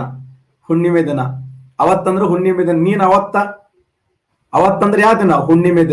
ಹುಣ್ಣಿಮೆ ದಿನ ಯಾರು ಎಂಟ್ರಿ ಕೊಟ್ಟಿದ್ರು? ಭೂಮಿ ಎಂಟ್ರಿ ಕೊಟ್ಟಿದ್ದ. ಅದಕ್ಕೆ ಅಮಾಸಿ ದಿನ ಅಂತಾನೆ. ಅಮಾಸಿ ದಿನ ಚಂದ್ರ ಅಂತಾನೆ. ನನ್ನನ್ನು ಅಂದು ನೀನು ಕತ್ತಲದಲ್ಲಿ ಇಟ್ಟೀಯ ಅಂತಂದ್ರೆ ಇಂದು ನಾನು ಕತ್ತಲದಲ್ಲಿ ಇಡುತ್ತೇನೆ. ಯಾಕಂದ್ರೆ ಸಿಟ್ಟಿ ಅಲ್ಲ, ಅದು ಆನಿಗೂ ಸಿಟ್ಟಿದೆ, ಇರುವಿಗೂ ಸಿಟ್ಟಿದೆ. ಒಂದಿನ ಆನಿ ನೀರಾಗ ಈಜಾಡ್ತಂತ. ಈಜಾಡುವ ಸಮಯದಲ್ಲಿ 3 ಇರುವಿ ಈಜಾಡ್ತದ್ದು ಅಂತ. ಆನಿ ಎಂಟ್ರಿ ಕೊಟ್ಟಾಗ 2 ಇರುವಿಗಳು ಹೊರಗಡೆ ಬಂದು ಒಂದೇ ಇರುವಿ ಒಳಗಡೆ ಉಳಿತು. ಆ 2 ಇರುವಿಗಳು ಡ್ರೆಸ್ ಹಾಕೋತ್ ಹೇಳ್ತು ಅಂತ. ಅದ್ರ ಸೊಕ್ಕ ಜಾಸ್ತಿ ಆಗದ, ಮುಳುಗಿಸಿ ಬಂದಲ್ಲ ಅಂತ. ಒಂದ್ ಇರುವಿ ಆನಿ ಮ್ಯಾಗ ಕೂತಿರ್ ತಲೆ ಮ್ಯಾಗ, ಸುಮ್ಮಿರ್ಲೆ ಮುಳುಗಿಸ್ತೇನೆ ಅಂತೇಳಿ. ಮತ್ತ ಅವಾಗ ಆನೆ ಅಂತ ದೋಸ್ತ ಸುಮ್ ಬಿಡೋ ಕೊಡಿ, ಇಬ್ರು ದೋಸ್ತಿಯಾಗಿರೋಮನ್. ಆನೆ ಮತ್ತು ಇರುವಿ ಮಧ್ಯೆ ಎಂತ ದೋಸ್ತಿ ಐತಂದ್ರೆ ದಿನಕ್ಕ 2-3 ತಾಸು ಮಾತಾಡ್ತಂತ ಫೋನ್ಯಾಗ. ಒಂದಿನ ಆನೆಗೆ ಆಕ್ಸಿಡೆಂಟ್ ಆಯ್ತಂತ, ಇರುವಿ ಬುಲೆಟ್ ಗಾಡಿ ತಗೊಂಡಿತ್ತಂತ. ಬುಲೆಟ್ ಗಾಡಿ ತಗೊಂಡು ಹೋಗೋಣ ಬಿಸಿ ಊಟದ ಬಳಗ ಪೊಲೀಸ್ ಹಿಡಿದು ಬಿಟ್ರು ಇರುವಿಗೆ. ಎಲ್ಲಿಗೆ ಹೊಂಟಿ ಅಂತ. ಇಲ್ಲ, ಆನೆಗೆ ಆಕ್ಸಿಡೆಂಟ್ ಆಗ್ಯದ, ರಕ್ತಸ್ರಾವವಾಗಿದೆ, ನಾನು ರಕ್ತ ಕೊಳ್ಳಾಕ್ ಹೊಂಟೀನಿ ಅಂತ. ಅವಾಗ ಪೊಲೀಸರೆಲ್ಲ ಗಾಬರಿ ಆದ್ರ. ಇರುವಿ ರಕ್ತ ಆನೆಗೆ ಸಾಲಂಗಿಲ್ಲ. ಅದ ಆ ಇರುವಿ ಕೊಡೋ ಮನಸ್ಸಿದೆಯಲ್ಲ, ಅದು ಗ್ರೇಟ್ ಅಲ್ಲ. ಕೆಲವ್ರು ಎಷ್ಟು ಕೋಟಿ ಇದ್ರೆ ಅದಕ್ಕೆ ಬಂತು. ₹1 ಕೊಳ್ಳಾಕ ಹಿಂದ ಮುಂದೆ ನೋಡ್ತಿರ್ತಾರೆ ಅಲ್ಲ. ಎಸ್, ಒಟ್ಟಾರೆಯಾಗಿ ಇಲ್ಲಿ ನಾ ಹೇಳ್ತಾ ಇರೋದೇನಂದ್ರೆ, ಇರುವಿಗೂ ಸಿಟ್ಟಿರ್ತದ, ಆನೆಗೆ ಸಿಟ್ಟಿರ್ತದ. ಅಂದ್ರ ಇಲ್ಲಿ ಭೂಮಿ ಏನು ಚಂದ್ರನಿಗೆ ಸಿಟ್ಟಿರ್ತದೆ. ಚಂದ್ರ ಯಾವ ದಿನ ಸೇಡನ್ನು ತೀರ್ಸ್ಕೊತಾನಂದ್ರೆ ಅಮಾವಾಸ್ಯೆ ದಿನದಂದು, ಅಮಾವಾಸ್ಯೆ ದಿನದಂದು ಸೇಡನ್ನು ತೀರ್ಸ್ಕೊತಾನೆ. ಅಂದ್ರೆ ಸೂರ್ಯ ಮತ್ತು ಭೂಮಿಯ ಮಧ್ಯದಲ್ಲಿ ಚಂದ್ರ ಎಂಟ್ರಿ ಕೊಡುವುದರ ಮೂಲಕ, ಚಂದ್ರ ಪ್ರವೇಶ ಮಾಡುವುದರ ಮೂಲಕ ಏನನ್ನು ಸಂಭವಿಸುತ್ತದೆ ಅಂತಂದ್ರೆ ವೆರಿ ಇಂಪಾರ್ಟೆಂಟ್, ಸೂರ್ಯಗ್ರಹಣ ಸಂಭವಿಸುತ್ತದೆ. ಪರ್ಫೆಕ್ಟಾ? ಟೈಮಿಂಗ್ ಎಷ್ಟಂದ್ರ 6ರಿಂದ 7 ನಿಮಿಷ ಅಷ್ಟೇ. 6ರಿಂದ 7 ನಿಮಿಷ ಚಂದ್ರಗ್ರಹಣ ಸಮಸ್ಯೆ. ಸೂರ್ಯಗ್ರಹಣದ ಅವಧಿ ಎಷ್ಟಂದ್ರೆ 6ರಿಂದ, ಯಾಕೆ ಭೂಮಿ ದೊಡ್ಡವದಲ್ಲ, ಅದಕ್ಕೆ 3 ಗಂಟೆ 45 ನಿಮಿಷ. ಇಲ್ಲಿ ಏನು ಚಂದ್ರ ಚಿಕ್ಕವದಾನೆ, ಆ ಉದ್ದೇಶಕ್ಕೆ 6ರಿಂದ 7 ನಿಮಿಷ. ಒಟ್ಟಾರೆಯಾಗಿ ಗ್ರಹಣ ಎಂದರೆ ತೊಂದರೆ, ಅಡಚಣೆ, ನೆರಳು. ಗ್ರಹಣದಲ್ಲಿ 2 ಪ್ರಕಾರ, ಒಂದು ಚಂದ್ರಗ್ರಹಣ, ಇನ್ನೊಂದು ಸೂರ್ಯಗ್ರಹಣ. ಚಂದ್ರಗ್ರಹಣ ಎಂದರೆ ಚಂದ್ರನ ಮೇಲೆ ಬೆಳಕು ಬೀಳುವುದು, ನೆರಳು ಬೀಳುವುದು. ಸೂರ್ಯಗ್ರಹಣ ಎಂದರೆ ಭೂಮಿಯ ಮೇಲೆ ನೆರಳು ಬೀಳುವುದು. ಡೆಫಿನಿಷನ್ ಏನು? ಚಂದ್ರಗ್ರಹಣ ಎಂದರೆ, ಇಲ್ಲಿ ಹೇಳ್ತಾನೆ ಡೆಫಿನಿಷನ್, ಚಂದ್ರಗ್ರಹಣ ಎಂದರೆ ಸೂರ್ಯ ಮತ್ತು ಚಂದ್ರನ ಮಧ್ಯದಲ್ಲಿ ಮಧ್ಯ ಪ್ರವೇಶ ಮಾಡಿದಾಗ, ಯಾರು? ಭೂಮಿ. ಸೂರ್ಯ ಮತ್ತು ಚಂದ್ರನ ಮಧ್ಯದಲ್ಲಿ ಭೂಮಿ ಮಧ್ಯ ಪ್ರವೇಶ ಮಾಡಿ ಚಂದ್ರನಿಗೆ ನೆರಳಾಗಿದ್ದಾಗ, ಚಂದ್ರನಿಗೆ ತೊಂದರೆ ಆಯ್ತು ಅಂದ್ರೆ ಚಂದ್ರಗ್ರಹಣ ಅಂತ ಕರಿತೀವಿ. ಇದು ಹುಣ್ಣಿಮೆ ದಿನದಂದು ಸಂಭವಿಸ್ತದೆ. ಪ್ರತಿ ಹುಣ್ಣಿಮೆ ಅಲ್ಲ, ಯಾಕಂದ್ರೆ ಭೂಮಿ 23.5 ಡಿಗ್ರಿ ಓರೆಯಾಗಿ ಚಲಿಸ್ತದೆ. ಇದು ಪ್ರತಿ ಹುಣ್ಣಿಮೆಗೆ ಸಂಭವಿಸ್ತದೆ ಏನು? ಅಲ್ಲ, ಪ್ರತಿ ಹುಣ್ಣಿಮೆಗೆ ಸಂಭವಿಸಂಗಿಲ್ಲ. ಯಾಕಂದ್ರೆ ಭೂಮಿ 23.5 ಓರೆಯಾಗಿ ಚಲಿಸುವುದರಿಂದ ಈ ತರದ ಪ್ರಕ್ರಿಯೆ ಸಂಭವ. ನಿಮ್ ಕ್ವಶನ್ ಏನ್ ಕೇಳ್ತಾನೆ? ಹಿಂಗೆ ಕೇಳ್ತಾನೆ. ಈಗ ಆನ್ಸರ್ ಮಾಡಿ ನೋಡೋಣ. ಇದ್ರಾಗ ಆನ್ಸರ್ ಮಾಡಿ ನೋಡೋಣ. ಸೂರ್ಯಗ್ರಹಣ ಬಗ್ಗೆ ಹೇಳ್ರಿ. ಭೂಮಿ ಗ್ರಹಣ ಬಗ್ಗೆ ಹೇಳ್ರಿ. ಭೂಮಿ ಗ್ರಹಣ ಅಥವಾ ಸೂರ್ಯಗ್ರಹಣ? ಸೂರ್ಯಗ್ರಹಣ ಭೂಮಿಯ ಸೂರ್ಯ ಮತ್ತು ಚಂದ್ರ ನಡುವೆ ಬರುವುದು, ಚಂದ್ರ ಸೂರ್ಯ ಮತ್ತು ಭೂಮಿಯ ನಡುವೆ ಬರುವುದು, ಸೂರ್ಯ ಭೂಮಿ ಮತ್ತು ಚಂದ್ರ ನಡುವೆ ಬರುವುದು ಅಮಾವಾಸ್ಯೆ ದಿನ ಆಗುತ್ತದೆ.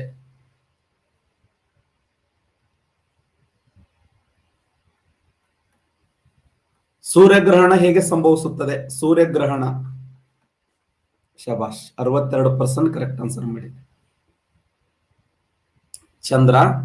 ಚಂದ್ರ ಯಾರ ಮಧ್ಯೆ? ಸೂರ್ಯ ಮತ್ತು ಭೂಮಿಯ ನಡುವೆ ಬರುತ್ತದೆ. ಇದ್ಯಾಕೆ ಸೂರ್ಯ ಬರ್ತಾನ? ಸೂರ್ಯ ಒಂದೇ ಕಡೆ ಇರ್ತಾನೆ ತಿಳಿನಲ್ಲ. ಸೂರ್ಯ ಸ್ಥಿರ ಇರ್ತಾನೆ, ಸೂರ್ಯ ಒಯ್ದಾಡಂಗಿಲ್ಲವ. ಸೂರ್ಯ ಒಂದೇ ಕಡೆ ಇರ್ತಾನೆ. ಚೇಂಜ್ ಆಗೋರು ಯಾರಂದ್ರೆ ಭೂಮಿ ಮತ್ತು ಚಂದ್ರ ಅಷ್ಟೇ. ಭೂಮಿ ಮತ್ತು ಚಂದ್ರ ಇಷ್ಟೇ ಚೇಂಜ್ ಆಗ್ತಾರೆ. ಭೂಮಿ ಮತ್ತು ಚಂದ್ರ ಇಷ್ಟೇ ಚೇಂಜ್ ಆಗ್ತಾರೆ ಹೊರತು ಸೂರ್ಯ ಸ್ಥಿರವಾಗಿರ್ತಾನೆ. ನೀವೇನು ಬರ್ದ್ರಿ? ಸೂರ್ಯ ಭೂಮಿ ಮತ್ತು ಚಂದ್ರ ನಡುವೆ ಬರುತ್ತಾನೆ ಅಂತ. ಅಂದ್ರೆ ಭೂಮಿ ಆ ಕಡೆ ಹೋಗ್ತಾನ ನಾನು ದಂಡಿಗೆ, ಇವಾಗ ಚಂದ್ರ ಈ ಕಡೆ ಇರ್ತಾನ ನಾನು? ಹಂಗಲ್ಲದು. ಸೂರ್ಯ ಒಂದೇ ಕಡೆ ಇರ್ತಾನೆ, ಬಟ್ ಭೂಮಿ ಮತ್ತು ಚಂದ್ರ ಮಾತ್ರ ಚೇಂಜ್ ಆಗ್ತಿರ್ತಾರೆ ಅಷ್ಟೇ. ನಾವಲ್ಲೇ ಪದ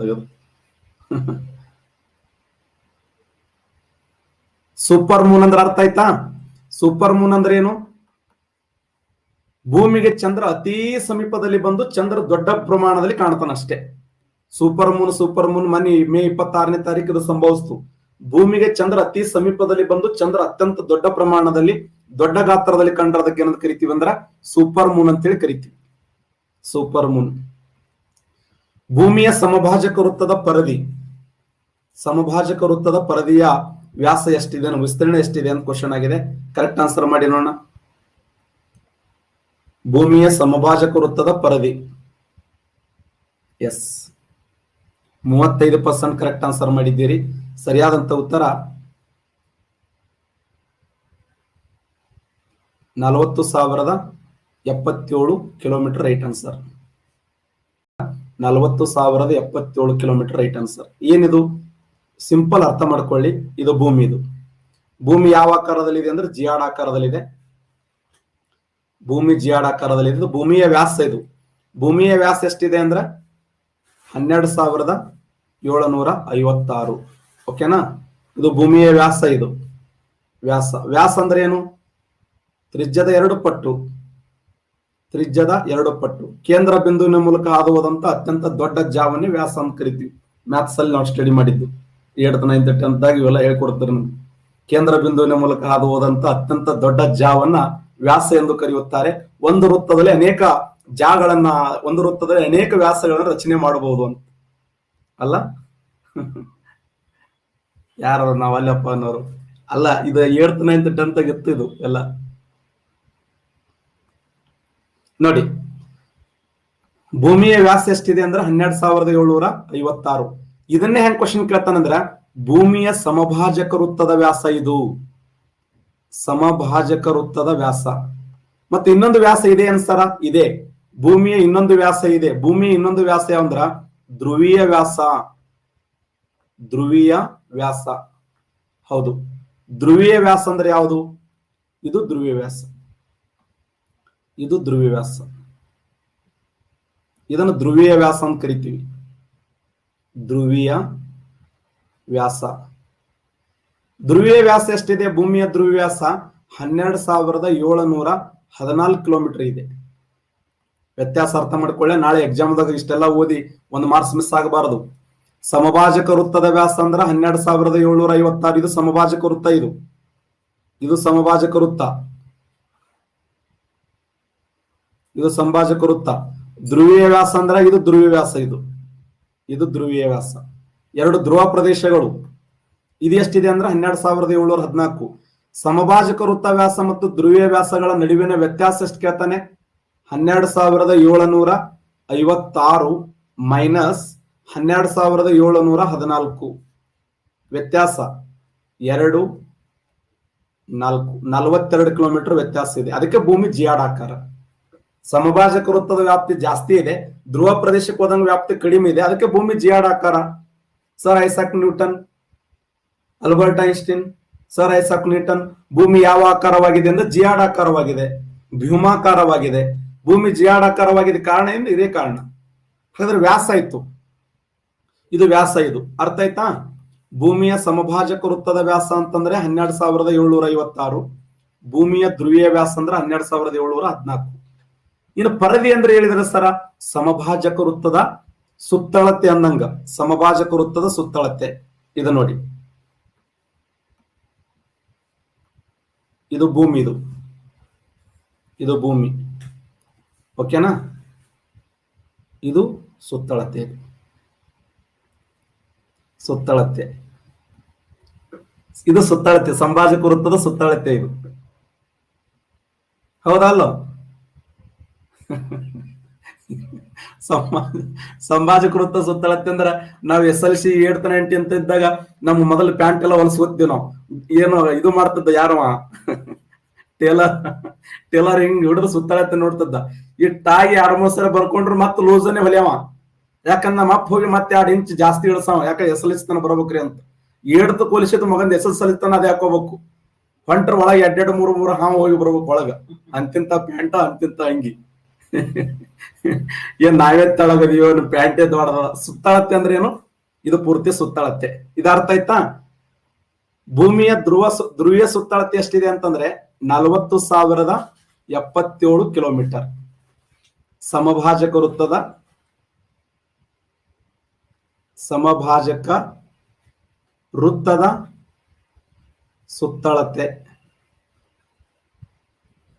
ಸುತ್ತಳತೆ ಪರ್ಫೆಕ್ಟಾ? 40,077 ಕಿಲೋಮೀಟರ್.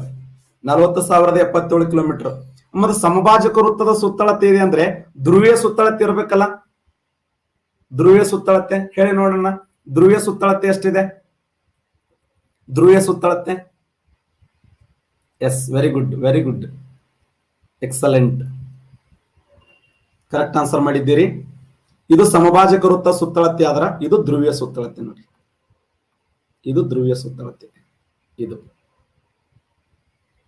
ಧ್ರುವೀಯ ಸುತ್ತಳತೆ. ಧ್ರುವೀಯ ಸುತ್ತಳತೆ ಎಷ್ಟಿದೆ ಅಂದ್ರ ಧ್ರುವೀಯ ಸುತ್ತಳತೆ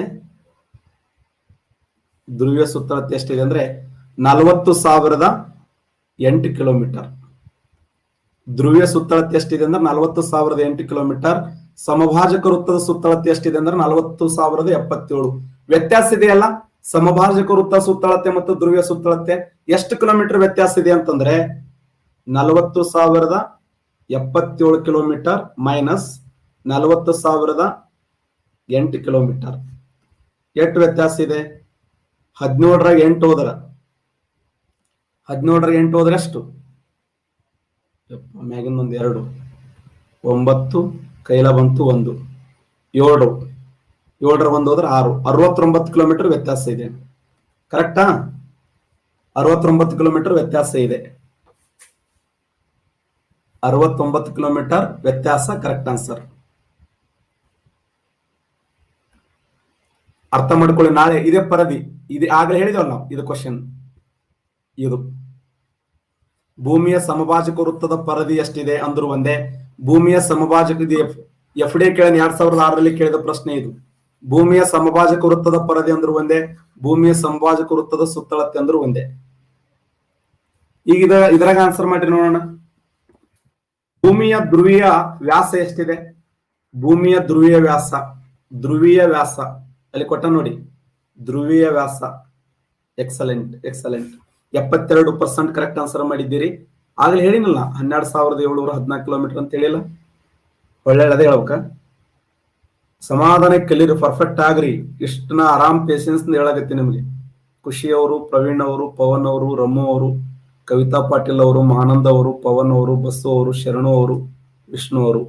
ಸರಿಯಾಗಿರುವಂತ ಉತ್ತರ 12,700. ಇನ್ನೇ ಹೇಳಿನಲ್ಲ ಇದನ್ನು. ಧ್ರುವೀಯ ಸುತ್ತಳತೆ ಅಂದ್ರೆ 12,714. ಸಮಭಾಜಕ ವೃತ್ತದ ಸುತ್ತಳತೆ ಅಂದ್ರೆ 12,756. ಓಕೆನಾ?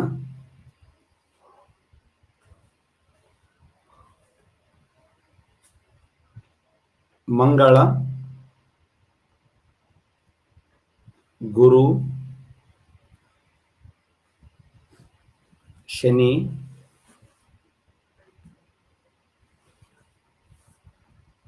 ಯುರೇನಸ್.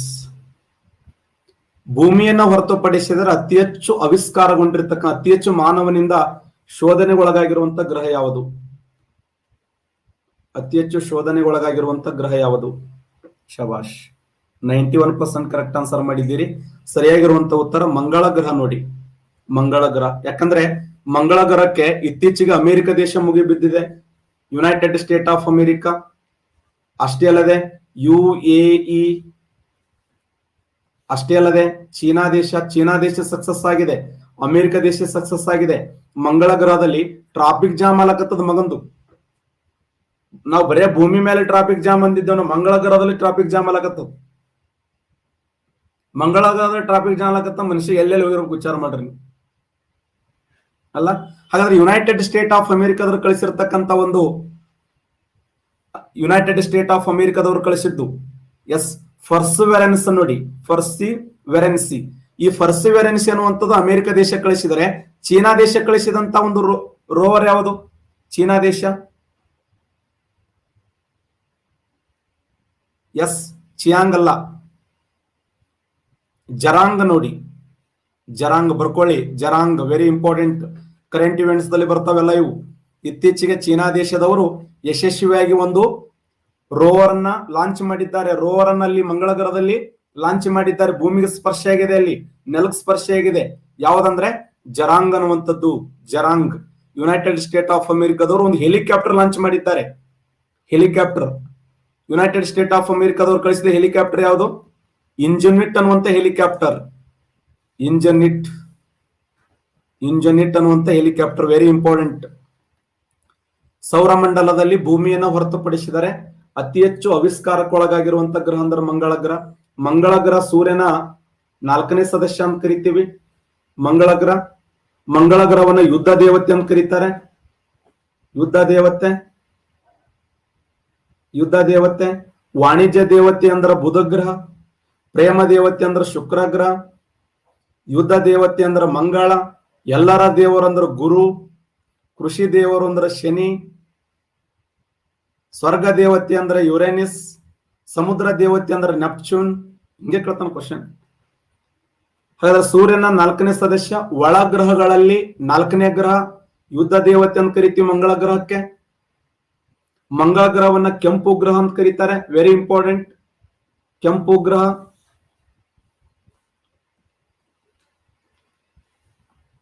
ನೋಡಿ, ಕೆಂಪು ಗ್ರಹ ಅಂತ ಹೇಳಿ ಕರಿತೀವಿ. ಆಮೇಲೆ ಇದನ್ನ ಅಂಗಾರಕ ಅಂತ ಕರೀತಾರೆ, ಅಂಗಾರಕ. ಮಂಗಳ ಗ್ರಹವನ್ನ ಕುಜ ಅಂತ ಕರೀತಾರೆ.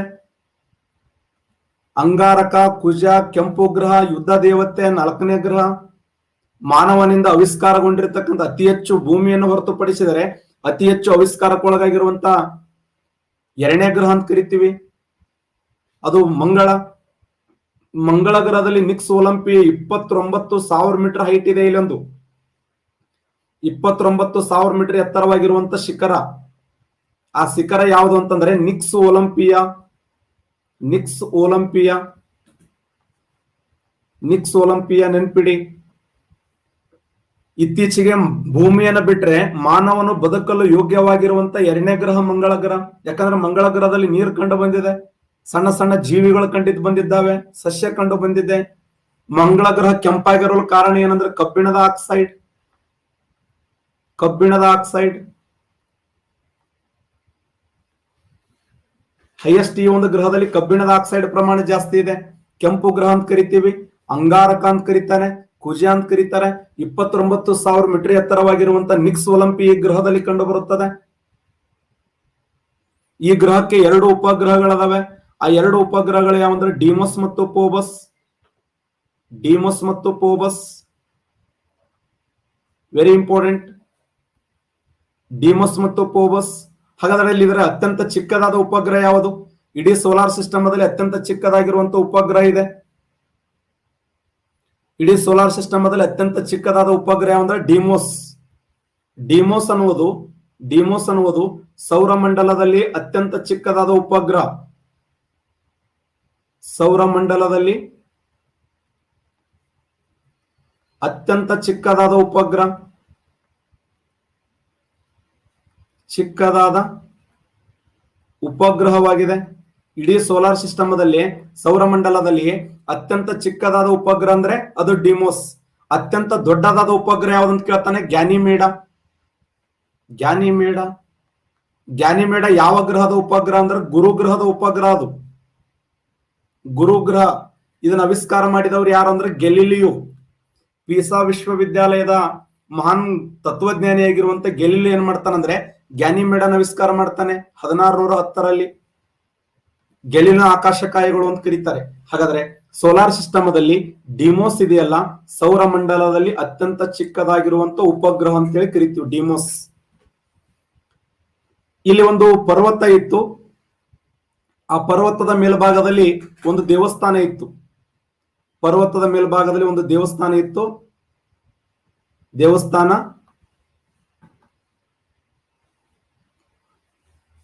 ಆ ದೇವಸ್ಥಾನದ ಮುಂದೆ 2 ದ್ವಾರ ಬಾಗಿಲುಗಳಿದ್ದು. ದೇವಸ್ಥಾನದ ಮುಂದಗಡೆ 2 ದ್ವಾರ ಬಾಗಿಲುಗಳಿದ್ದು. ಆ 2 ದ್ವಾರ ಬಾಗಿಲುಗಳಿಗೆ 2 ನಾಯಿಗಳಿದ್ದು. 2 ನಾಯಿಗಳು,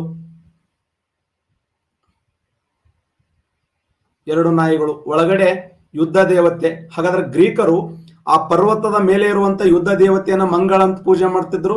ಅಲ್ಲಿ 2 ದ್ವಾರ ಬಾಗಿಲುಗಳಿದ್ದು. ಆ 2 ದ್ವಾರ ಬಾಗಿಲುಗಳಿಗೆ 2 ನಾಯಿಗಳಿದ್ದು. ಆ 2 ನಾಯಿಗಳ ಹೆಸರೇ ಡಿಮೋಸ್ ಮತ್ತು ಫೋಬಸ್. ಇದು ನಾವೇನ್ ಇಟ್ಟಿದ್ದಲ್ಲ, ಎಲ್ಲ ಗ್ರೀಕರ ಕರೆದದ್ದು.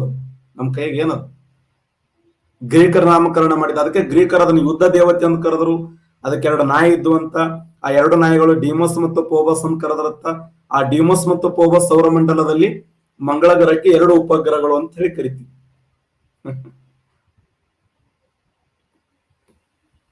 ಹಾಗಾದ್ರೆ ಸೌರಮಂಡಲದಲ್ಲಿ ಡಿಮೋಸ್ ಮತ್ತು ಫೋಬಸ್ ವಿಶೇಷ ಏನಂದ್ರೆ, ಡಿಮೋಸ್ ಅನ್ನುವುದು ಇಡೀ ಸೋಲಾರ್ ಸಿಸ್ಟಮ್ ದಲ್ಲಿ ಅತ್ಯಂತ ಚಿಕ್ಕದಾಗಿರುವಂತ ಉಪಗ್ರಹ ಅಂತ ಕರೆದ್ರೆ, ಅತ್ಯಂತ ದೊಡ್ಡದಾಗಿರುವಂತ ಉಪಗ್ರಹ ಯಾವಂದ್ರ ಗ್ಯಾನಿಮೇಡ ಅಂತ ಹೇಳಿ ಕರಿತೀವಿ. ಅತಿ ದೊಡ್ಡ ಉಪಗ್ರಹ ಅಂದ್ರೆ ಗ್ಯಾನಿಮೇಡ, ಅತ್ಯಂತ ದೊಡ್ಡದಾಗಿರುವಂತ ಉಪಗ್ರಹ ಅಂದ್ರೆ ಡಿಮೋಸ್.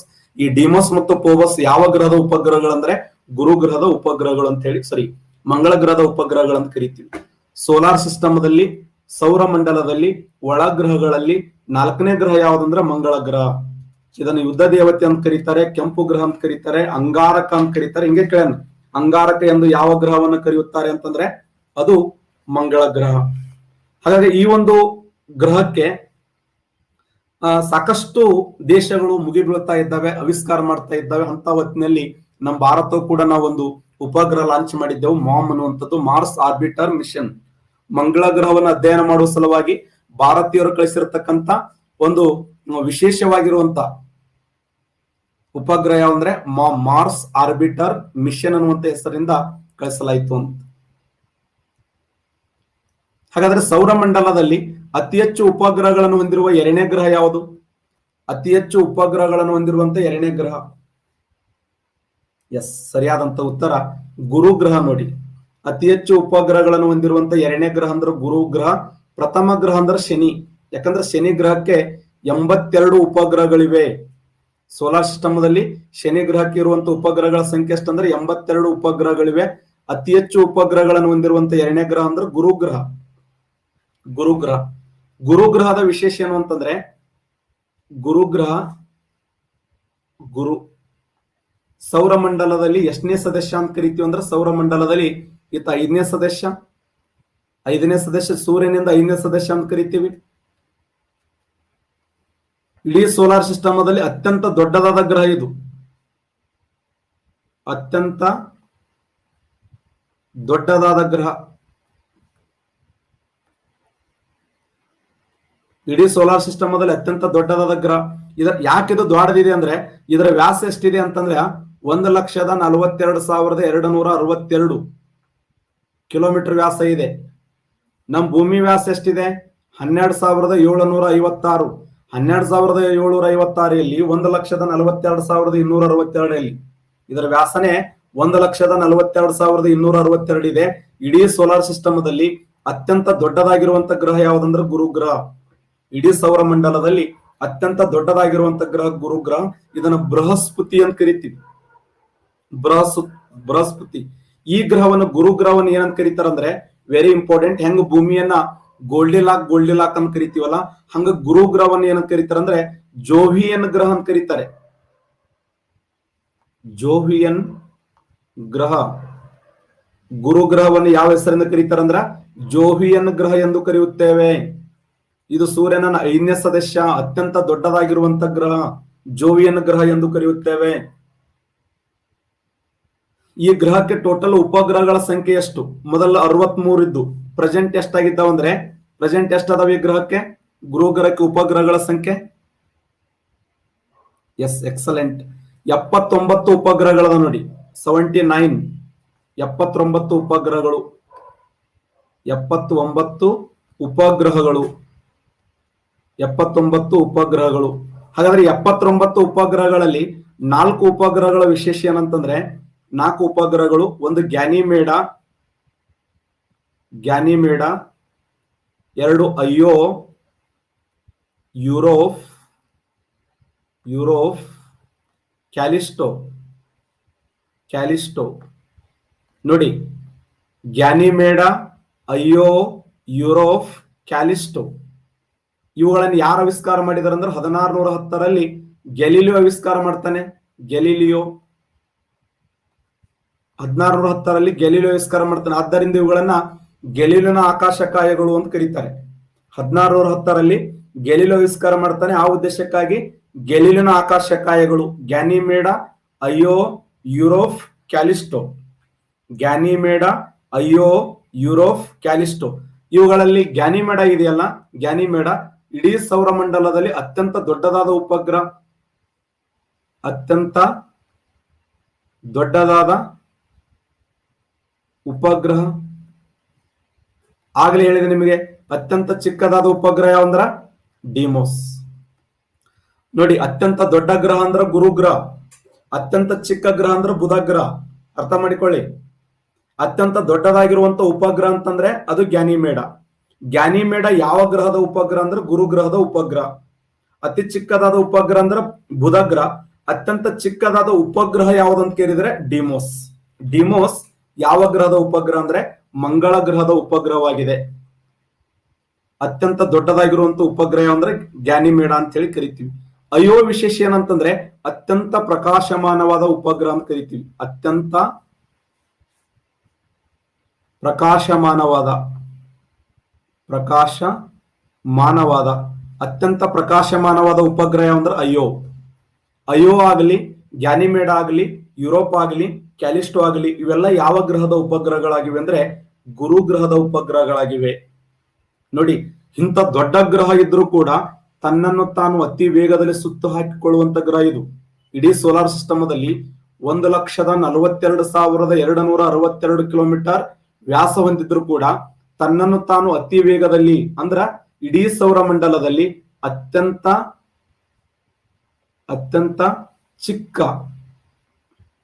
ಚಿಕ್ಕ ಭ್ರಮಣ ಅವಧಿಯನ್ನು ಹೊಂದಿದ ಗ್ರಹ.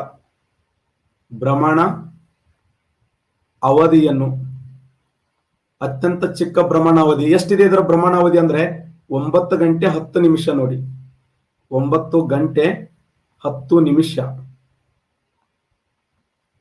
9 ಗಂಟೆ 10 ನಿಮಿಷ. 9 ಗಂಟೆ 10 ನಿಮಿಷ. 9 ಗಂಟೆ 10 ನಿಮಿಷ ಇದರ ಭ್ರಮಣಾವಧಿ. ಅಂದ್ರೆ ಇಡೀ ಸೋಲಾರ್ ಸಿಸ್ಟಮದಲ್ಲಿ ಅತ್ಯಂತ ಚಿಕ್ಕ ದಿನವನ್ನು ಹೊಂದಿರುವಂತ ಗ್ರಹ ಯಾವುದಂದ್ರೆ ಗುರುಗ್ರಹ.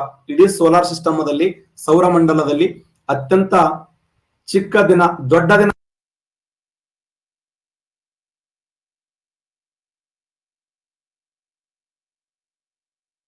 ಸಿಸ್ಟಮದಲ್ಲಿ ವೆರಿ ಇಂಪಾರ್ಟೆಂಟ್. ಅತ್ಯಂತ ಚಿಕ್ಕ ದಿನವನ್ನು ಹೊಂದಿರುವಂತ ಗ್ರಹ ಇದು. ಅತ್ಯಂತ ಚಿಕ್ಕ ದಿನವನ್ನು ಹೊಂದಿರುವ ಗ್ರಹ. ದೊಡ್ಡ ದಿನ ಹೊಂದಿರುವ ಗ್ರಹ ಅಂದ್ರೆ ಶುಕ್ರ ಅತ್ಯಂತ ದೊಡ್ಡ ದಿನವನ್ನು ಹೊಂದಿದೆ. ಶುಕ್ರ ಗ್ರಹದ ದಿನ ಎಷ್ಟಿದೆ ಅಂದ್ರೆ 243 ದಿನ. 243 ದಿನ. ಇಡೀ ಸೋಲಾರ್ ಸಿಸ್ಟಮದಲ್ಲಿ ಸೌರ ಮಂಡಲದಲ್ಲಿ ಅತ್ಯಂತ ಚಿಕ್ಕ ದಿನವನ್ನು ಹೊಂದಿರುವಂತ ಗ್ರಹ ಅಂದ್ರೆ ಗುರು ಗ್ರಹ. ನೋಡಿ, ಅತ್ಯಂತ ಚಿಕ್ಕ ದಿನ. ಮತ್ತಿನ್ನೊಂದು ನಾಳೆ ಕ್ವಶನ್ ಕೇಳಬಹುದು, ಅತಿ ಚಿಕ್ಕ ಹಗಲು ರಾತ್ರಿಗಳನ್ನು ಹೊಂದಿರುವ ಗ್ರಹ. 4 ಗಂಟೆ 35 ನಿಮಿಷ ಹಗಲಿರ್ತದೆ, 4 ಗಂಟೆ 35 ನಿಮಿಷ ರಾತ್ರಿ ಇರ್ತದೆ. 4 ಗಂಟೆ 35 ನಿಮಿಷ ಹಗಲು, 4 ಗಂಟೆ 35 ನಿಮಿಷ ರಾತ್ರಿ. ಹಾಗಾದ್ರೆ ಇಡೀ ಸೋಲಾರ್ ಸಿಸ್ಟಮದಲ್ಲಿ ಸೌರ ಮಂಡಲದಲ್ಲಿ ವೆರಿ ಇಂಪಾರ್ಟೆಂಟ್ ಚಿಕ್ಕ ಹಗಲು ಚಿಕ್ಕ ರಾತ್ರಿಗಳನ್ನು ಹೊಂದಿರುವಂತ ಗ್ರಹ ಅಂದ್ರೆ ಗುರುಗ್ರಹ. ಜುಪಿಟರ್ ಅಂತ ಕರಿತೀವಿ ಈ ಗುರುಗ್ರಹ. ಇದು ಬೃಹಸ್ಪತಿ ಗ್ರಹ, ದೊಡ್ಡದಾಗಿರುವಂತ ಗ್ರಹ. ಜೋವಿಕ್ ಗ್ರಹ ಅಂತೇಳಿ ಕರಿತೀವಿ ಅಲ್ಲ. ಈ ಗ್ರಹದ ಇನ್ನೊಂದು ವಿಶೇಷ ಏನಂದ್ರೆ 1994ರಲ್ಲಿ ಈ ಗ್ರಹಕ್ಕೆ ಶೋ ಮೇಕರ್ ಅನ್ನುವಂತ ಒಂದು ದ್ವಿಮುಖಿಯತ್ತ ಡಿಕ್ಕಿ ಹೊಡೆದತ್ತಂತ. ಸೋ ಮೇಕರ್, ಇದು ಕ್ವಶನ್ ಆಗಿದೆ.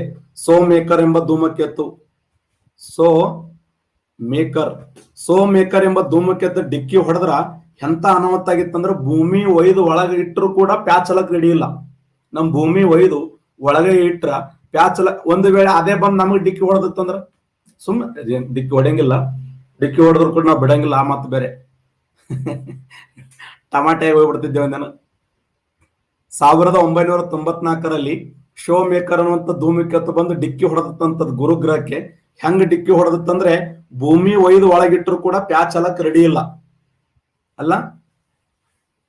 ಇದು ಕ್ವಶನ್ ಆಗಿದೆ. 1994ಕ್ಕೆ ಗುರುಗ್ರಹಕ್ಕೆ ಡಿಕ್ಕಿ ಹೊಡೆದಂತ ಒಂದು ಉಪಗ್ರಹ ಅಂದ್ರೆ ಧೂಮಕೇತು ಅಂದ್ರೆ ಶೋ ಮೇಕರ್ ಅನ್ನುವಂತ ಧೂಮಕೇತು.